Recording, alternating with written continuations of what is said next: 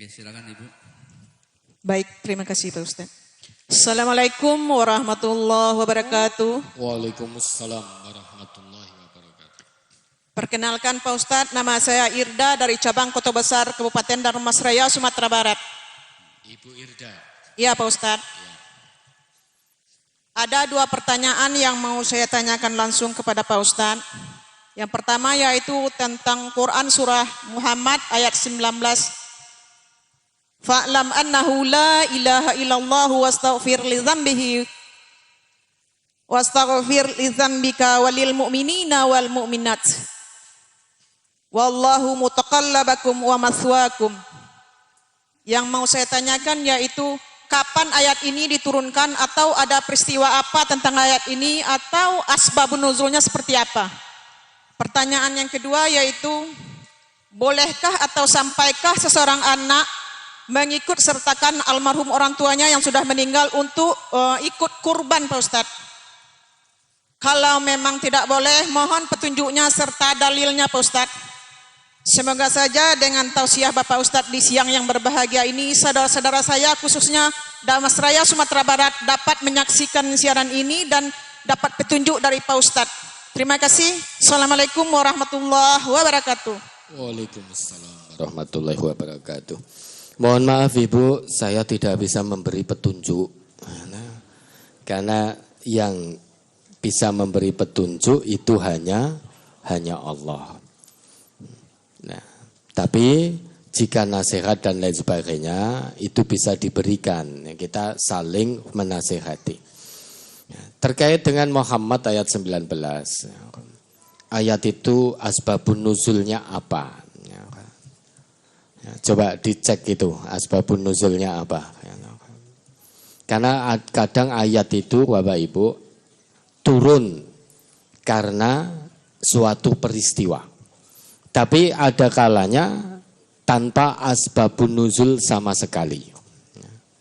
Jadi ada ayat yang turun berkaitan dengan suatu peristiwa sehingga Allah turunkan untuk menjawab peristiwa tersebut. Untuk surat ini memang tidak memiliki sebab khusus tentang asbabun nuzul. Ini ayat ini tidak ada sebab nuzulnya secara khusus. Tapi ayat ini mengajarkan kita tentang tauhid yang mantap.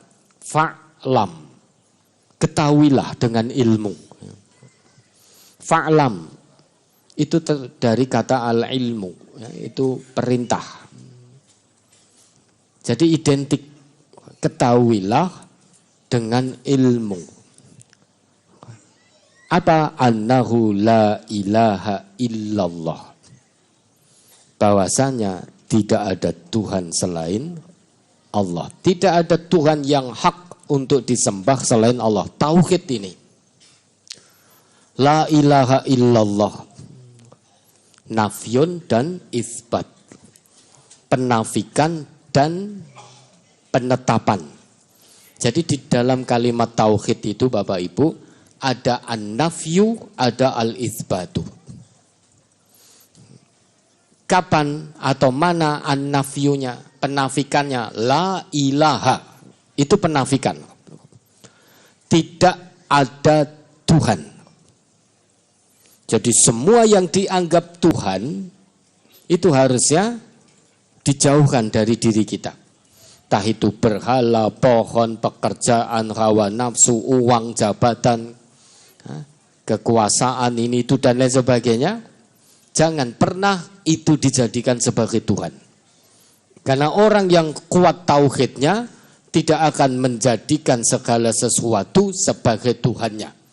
Entah itu patung-patung, entah itu kekayaan, entah itu pekerjaan, entah itu rumah mewahnya, mobilnya, hawa nafsunya, anak turunnya. Dia tidak akan menjadikan semua yang dicintainya di dunia sebagai Tuhan. Semua yang dianggap Tuhan, yang bisa menggelincirkan dari jalan Allah, dia nafikan.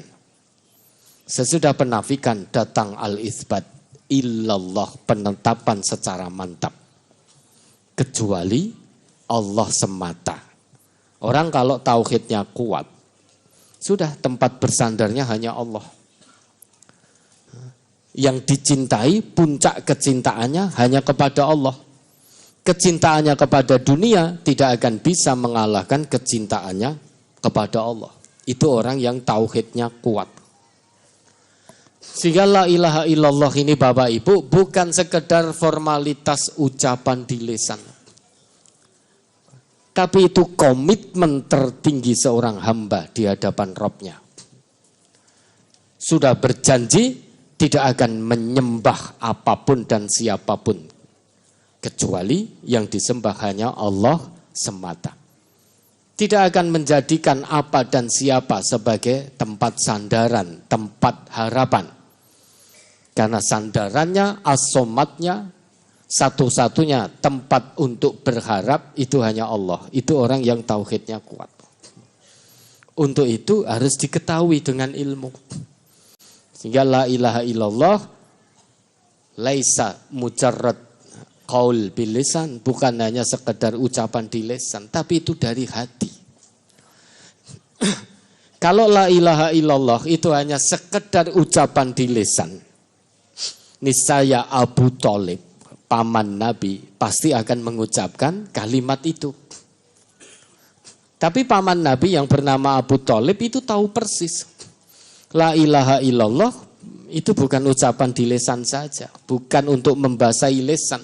Tapi la ilaha illallah itu berdasar akidah dari dalam hati. Maka sampai meninggal Abu Thalib tidak mau mengucapkan itu. Tetap tidak mau menjadikan Allah sebagai Tuhannya sampai mati. Dari sini Bapak Ibu, kita tahu la ilaha illallah itu bukan hanya sekedar formalitas di lisan. Tapi betul-betul harus diamalkan. Semua yang dianggap Tuhan atau yang potensi menjadikan kita menyembahnya itu harus dijauhkan dari diri kita.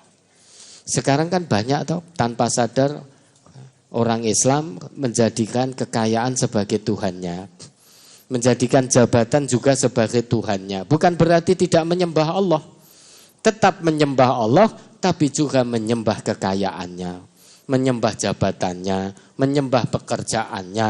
Buktinya lebih mencintai kekayaan, mencintai pekerjaan, mencintai jabatannya daripada Allah, Rasul, dan jihad di jalan Allah. Buktinya begitu kok. Bukan berarti meninggalkan Allah. Tetap menyembah Allah, tetap sholat, tapi juga menyembah kesenangan dunianya. Tanpa disadari. Berarti tauhidnya belum kuat, belum murni. Padahal kalau kita mencintai dunia melebihi kecintaan kepada Allah, Rasul, dan jihad di jalannya, kata Allah, fatarob basu hatta ya'tiyallah bi amrih. Tunggulah sampai Allah turunkan azabnya, turunkan perkaranya bagi orang-orang yang lebih mencintai dunia daripada Allah, Rasulullah, dan juga jihad di jalannya. Wastaghfir lidambik. Orang yang tauhidnya benar akan dibuktikan dia selalu memohon ampun kepada Allah atas dosa-dosanya. Kita ucapkan la ilaha illallah tapi tidak pernah memohon ampun kepada Allah. Itu berarti tauhid kita belum lurus, belum murni, baru sekedar ucapan di lisan. Orang yang tauhidnya benar, dia ikhlas mendoakan, memohonkan ampun orang beriman lainnya, mukmin atau mukminah. Jadi berdoa bukan hanya untuk diri dan keluarganya saja, tapi juga untuk mukmin lainnya. Sehingga tidak bakhil dalam doa. Itu orang yang tauhidnya lurus. Wallahu ya'lamu mutaqallabakum wa mathwakum. Dan orang yang tauhidnya lurus itu tahu tempat kita berusaha, dan tempat kita untuk tinggal. Itu orang yang tauhidnya lurus. Jadi dimanapun dia berada, hanya Allah yang menjadi fokusnya. Itu orang yang tauhidnya lurus. Dia berusaha meraih keridhaan Allah. Karena dia sadar betul tempat tinggal abadinya bukan di dunia. Tempat kembalinya itu nanti di kampung akhirat. Maka orang yang tauhid lurus akan berusaha ke arah sana. Berusaha mencari bekal pulang yang baik. Tempat berusaha di dunia. Maka dia tahu di dunia ini akan berusaha sekuat tenaga dengan kebaikan demi kebaikan sebagai bekal menuju pulang ke kampung akhirat. Karena sadar tempat tinggalnya kelak di akhirat, bukan di dunia. Sekali lagi, dunia hanya tempat untuk meninggal. Tempat untuk berusaha dan meninggal. Sedang kampung akhirat itulah tempat tinggal yang abadi. Itu orang yang tauhidnya kuat.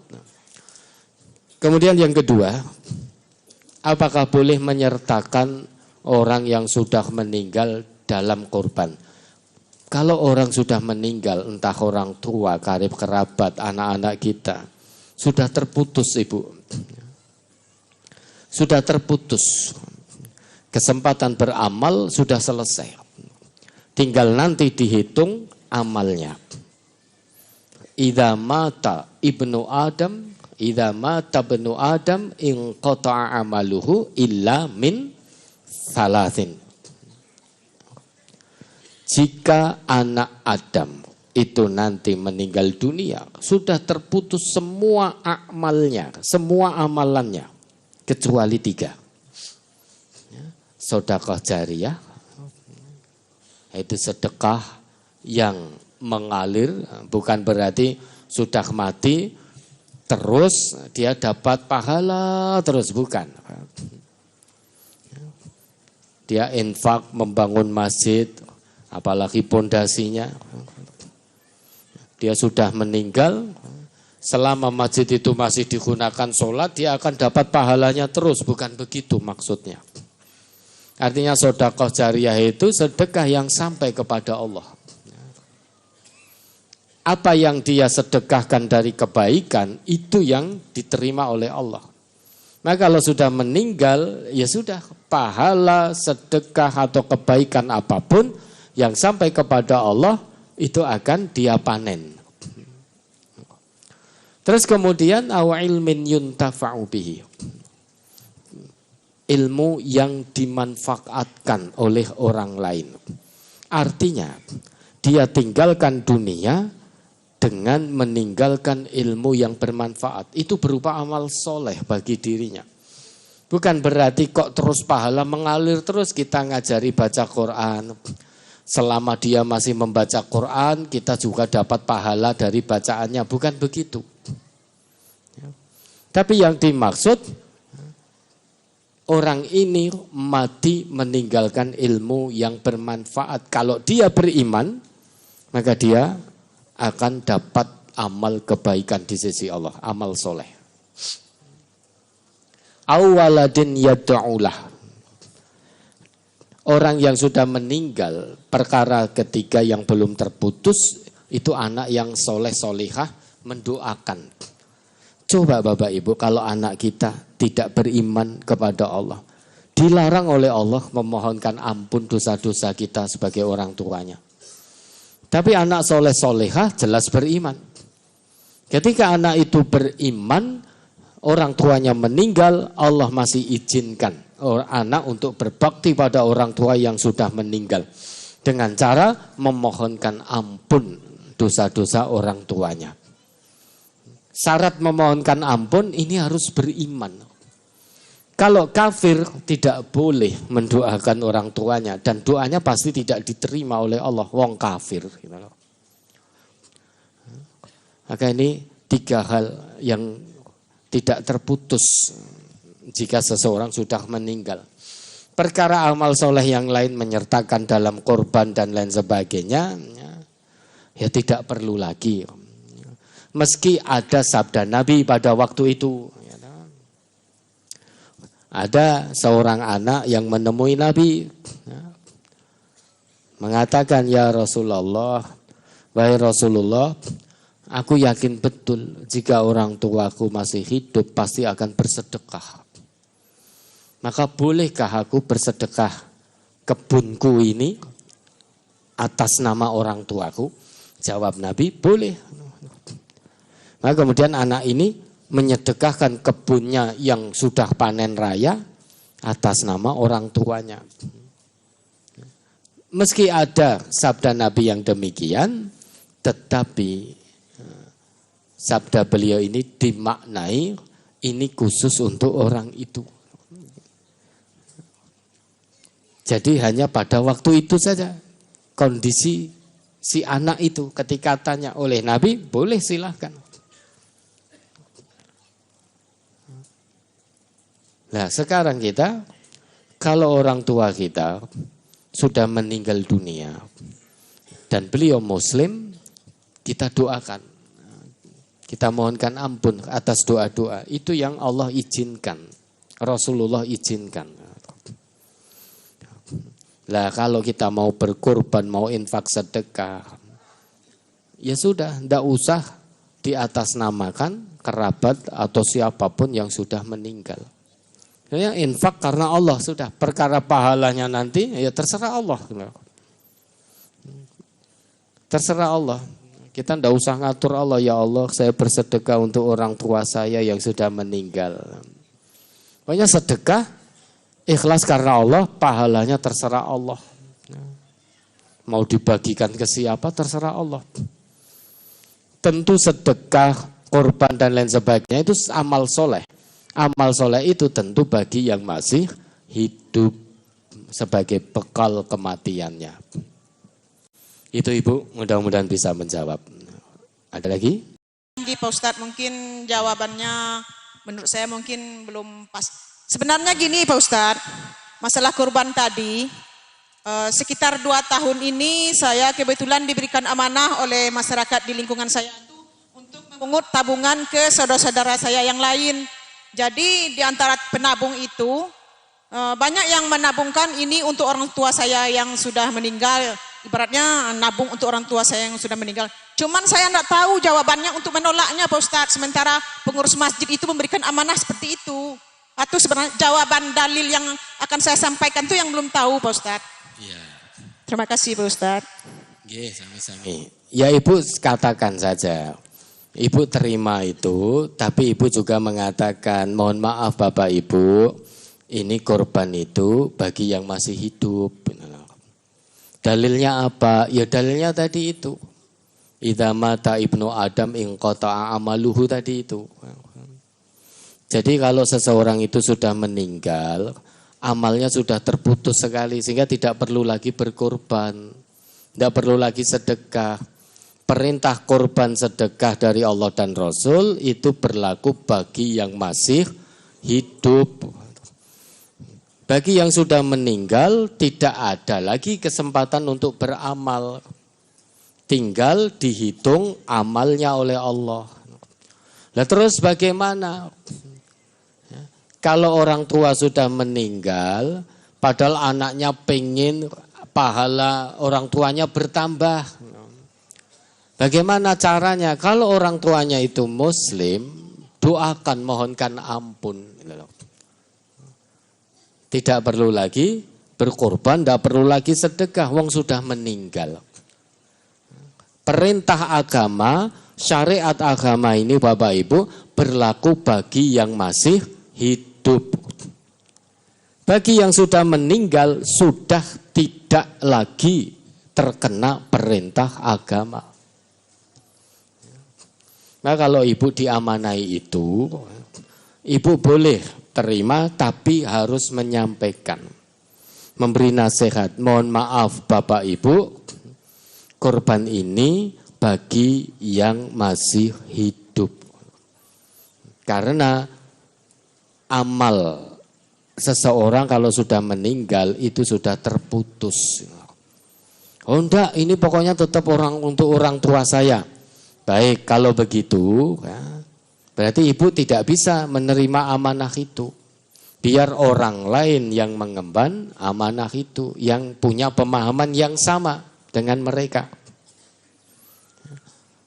Jadi berkorban untuk orang yang sudah meninggal, lah yang punya pemahaman yang sama silahkan untuk ngurusi amanah itu. Nah, sedang ibu tidak perlu lagi mengemban amanah itu. Karena orang ini tadi tetap titip bagi orang tuanya. Nah, kan nggak ketemu toh. Ya sudah, saling menghormati dengan cara ibu tidak lagi mengemban amanah itu. Biar diemban oleh orang lain yang punya pemahaman sama. Tidak perlu saling menyalahkan. Tapi kalau ditanya dalilnya, ya dalilnya itu tadi.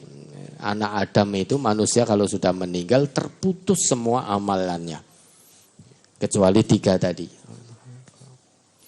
Kalau mau korban, ya yang masih hidup yang berkorban. Sedekah, ya yang masih hidup sedekah.